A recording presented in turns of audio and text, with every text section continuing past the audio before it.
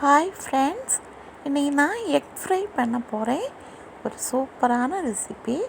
வாங்க வீடியோக்குள்ளே போய் பார்க்கலாம். எப்படி இருக்குன்னு பார்த்து நீங்களும் செய்து சாப்பிட்டுட்டு லைக் பண்ணுங்கள், ஷேர் பண்ணுங்கள், சப்ஸ்கிரைப் பண்ணுங்கள்.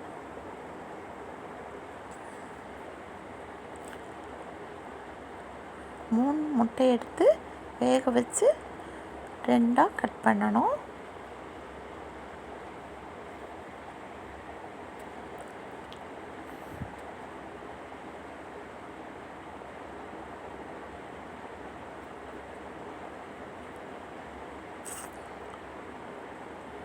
மஞ்சள் தூள், மிளகாய் தூள், சாம்பார் பொடி,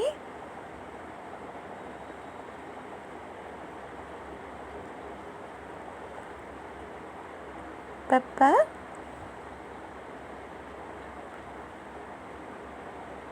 பெருஞ்சீரகம்,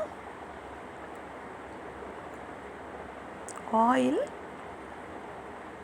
கொத்தமல்லி பொடி,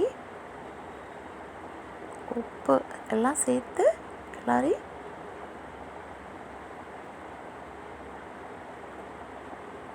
எக்கில் தடவி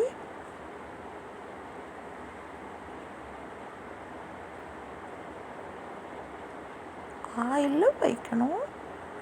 ஆயில் சுடு பண்ணி அதில் வச்சு ஃப்ரை பண்ணணும்.